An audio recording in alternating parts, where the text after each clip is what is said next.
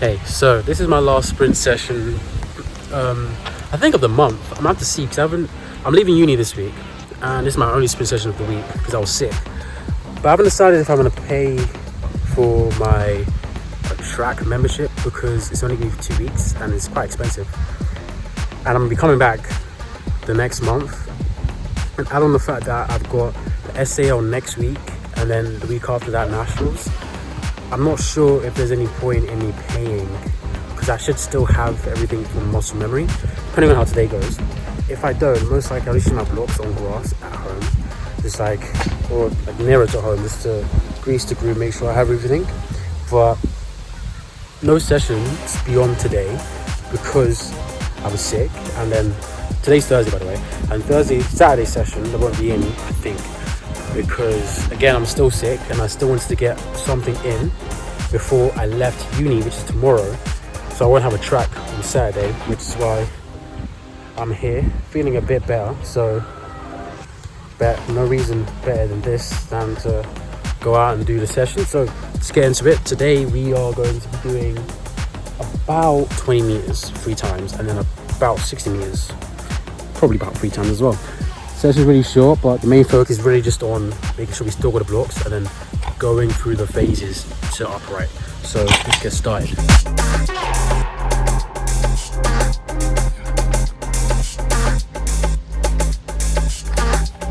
The best, but also not the worst. Like my front foot, the angle is coming out it's quite higher than I'm used to. Guess that's because I'm using the hips. I'll take that, but I want to attack back more. Use my arms more and my hips. I'm not even sure if their position's right, but the best way to tell is go out and do a rep. So that's exactly what we're going to do. We're going to go out and do a rep and see what happens.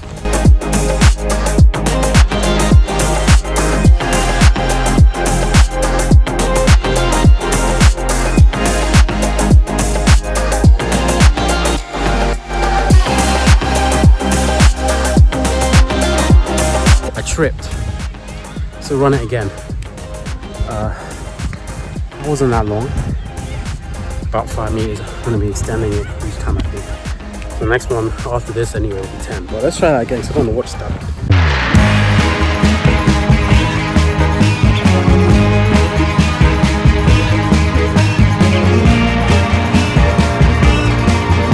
I think I may have just a tiny bit jumped the gun, but don't talk about that. It wasn't the best. It also wasn't the worst. I mean, I didn't trip, so that's progress. I want to be more forceful with my arms. I didn't really feel like I was doing anything on my hips. So we're going to have to run it back again, but this time we're going to be bringing it back. So let's say that was 5. Next one's going to be 10. Better with the arms, just late. My feet kind of tap back. So I'll take that, but my hips, they feel kind of still. So for the next rep, which is still going to be 10, we're going to work on that so they actually extend out with me, because that wasn't really a good job. It was alright. For the next rep, we're going to do one more 10. I kind of just want to do that all over again, but more intentful, because I don't think there was enough intent behind all of that. And I made a mistake on the 4th step, right? My step was really short, so I kind of stumbled. But overall, it wasn't bad, but it also wasn't good. I don't know what's wrong with me today. Maybe it's because I'm rusty, but that run wasn't very good, technically. There's a few things that are good that I don't normally do, but there's a lot of things that I want to be doing, or that I normally do, that I'm not doing. It's annoying. So I need to get back into that, and hopefully we'll get that done before the session ends. I mean, I'll take it, but it wasn't really that good. Again, I mean, it's better than before. I'll give myself that, but it wasn't really that good. I think I'm trying to do too much at once, so I'll try and get 1 or 2 things fixed, and then we'll see where we go from there tier wise. I'd say the best thing about that rep is my arms. They allow me to attack back, but we could have attacked back a bit better. I just think today's not really a good day for me, so far anyway. Next will be about 60 minutes, probably not. So We'll see how we do for longer distance for the transition with my hips. But first session back after like a week or so, we'll just, I guess, ease ourselves into it though. This is the last session for a while. So we'll see what we get done on the next rep.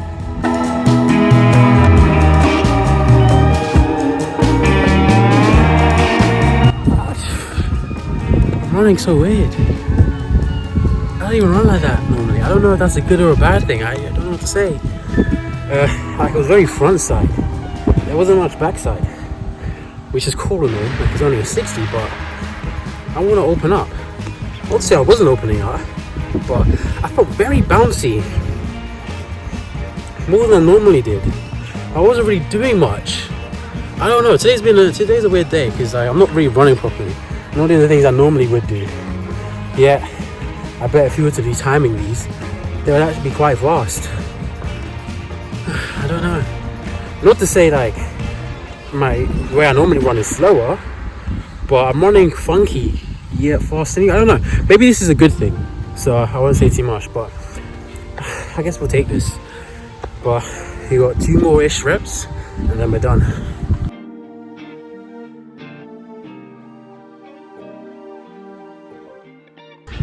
I'm running weird. Wait. Here we go. Oh no, wait, what the hell? I think I'm about to take off the screen protector. It looks like it's blurry because it's cracked, but I'm running weird. So I'm gonna have to show how I'm running to my coach and see what he has to say, because I don't know what's going on. Like, I keep making so many mistakes. I need a third person perspective on what I'm doing from someone qualified. So that's exactly what I want to get.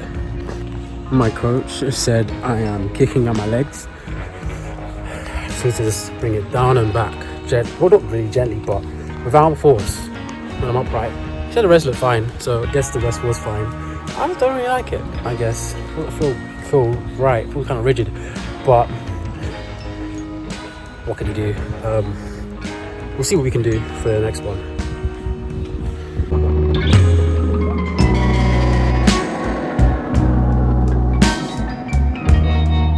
Today was trash.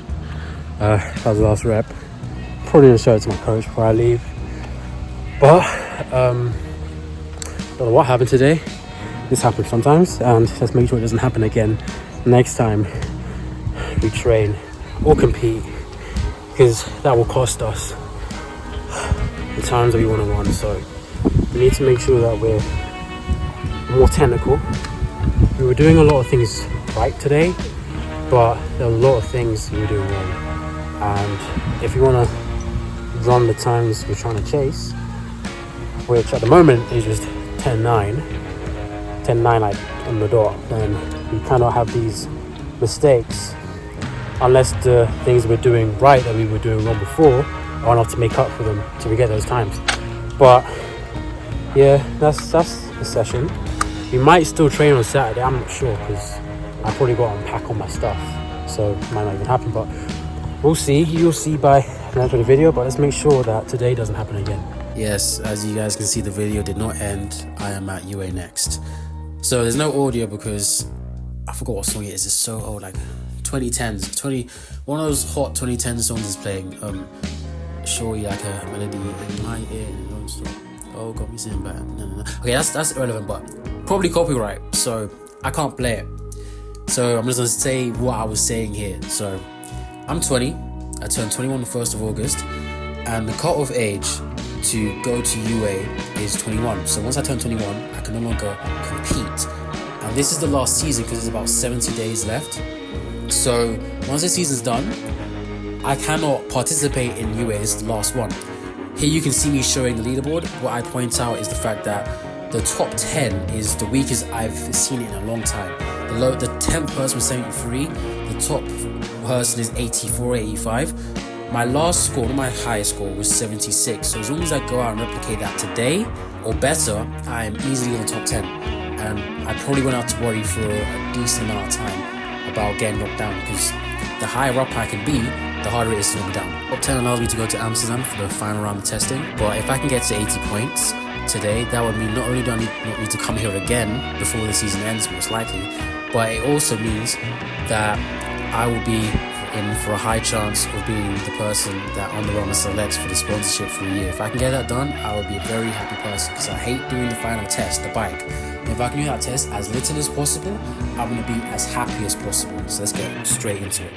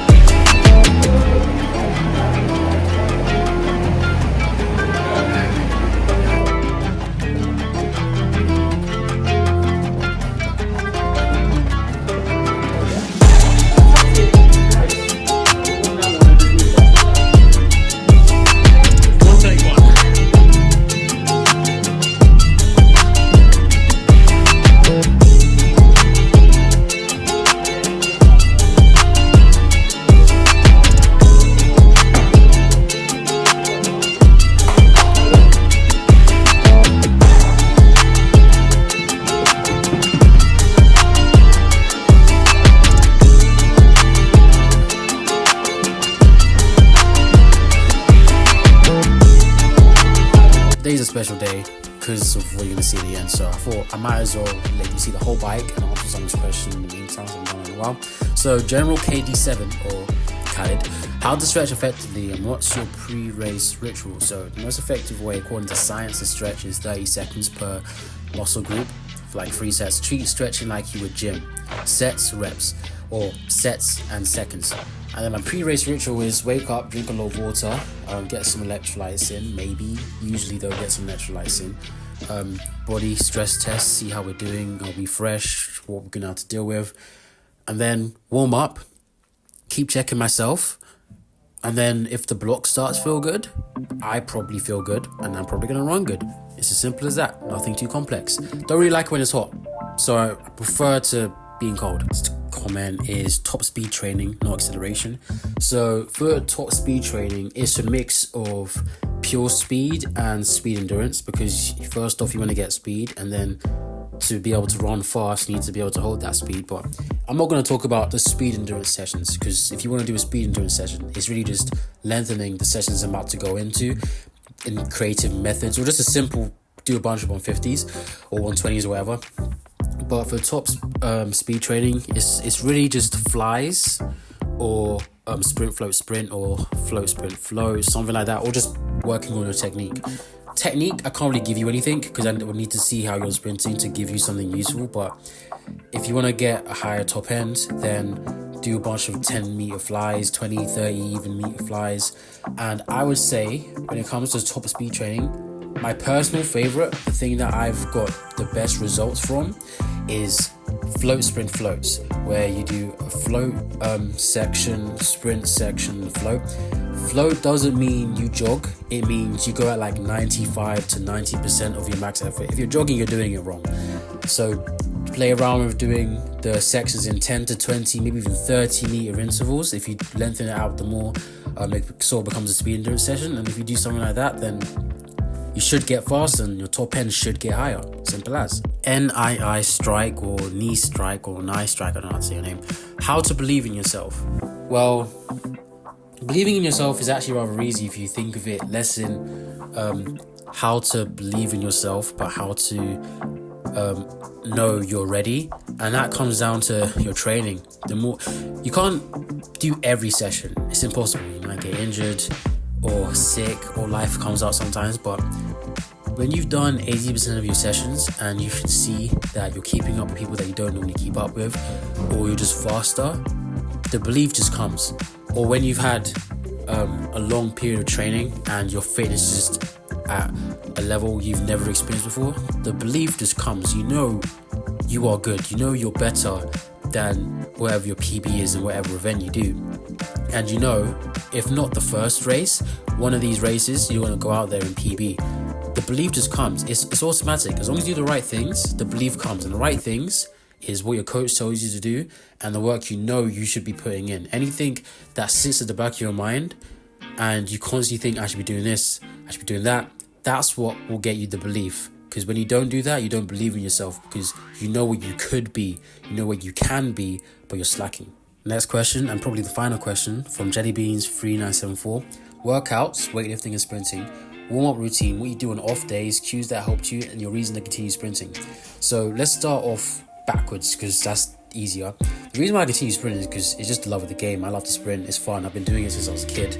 One of the first memories I have and my mum has of me is sprinting. So this is my life, especially as a person with Jamaican heritage. It's just my way of life. Cues that helped me, A skips, made a whole video on those already, but A skips helped me understand how to use my hips, and then wall accelerations helped me understand how to use my hips in acceleration. What I do on off days is purely nothing. I don't stretch. I sometimes use my leg massager, but generally it's just play games. I just play on my PS5 and that's about it. My warm-up routine, you guys have seen that so many times, but I'll go over what it's looking like recently, which is a few easy runs, like acceleration runs, and we ramp up the intensity, and then we start doing some foam rolling, leg swings, and then we actually get into the real stuff where we're doing some A skips, fast legs, and actually trying to sprint, do some blocks, and then we go out there and sprint if it's a competition. If it's not a competition, ignore the blocks. And then the workouts that I did for the sprint side, it was flies and ins and outs, so sprint floats, stuff like that. Then for the weightlifting, it's Olympic weightlifting, cleans, snatches, mainly focused on power cleans and power snatches. Mainly power cleans, I was really bad at snatch. And then added on some basic compound movements, never the deadlift, because that really helped much, but squat. I didn't really like the bench, so we do dips, pull-ups instead, weighted, and that's generally what I did for the last 3 years to try to get faster, and it's worked. Again, copyright music means that this version of the Jevon is gonna have to take over and go over what we're talking about. So first off, let's talk about Christabel. She's currently number 1, so it's statistically impossible for her to not end up going to Amsterdam, so shout out to her for that. But me, I'm 8th with a score of 79.66. My scores were 59 in the bike. The grip test was 83. The speed was 83. The agility was 86. The power, well, the agility was the back and forth one.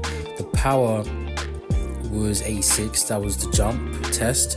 And the athletic intelligence test, which the first test was 97. So as you can see, all my scores are at least 80 other than the bike. The bike was 59, which was my highest score to date, believe it or not. So that's quite good. But it's pulling me down, because realistically we're supposed to be that looks like if we could get every score to 83 lowest, we'd be number 1.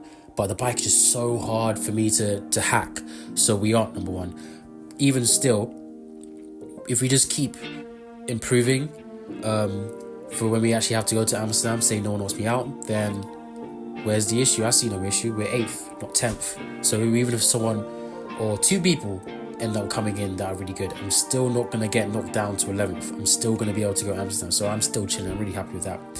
But regardless, we did it. We did the job. We did what we wanted to do. We are in the top 10. Now we can relax. Didn't get into the 80 points like I wanted to, but we missed it by 0.34. So I pretty much did it. I just bad day, I guess, for getting that many points. But regardless, I'm happy. And now I'll hopefully won't see this test until I'm at Amsterdam.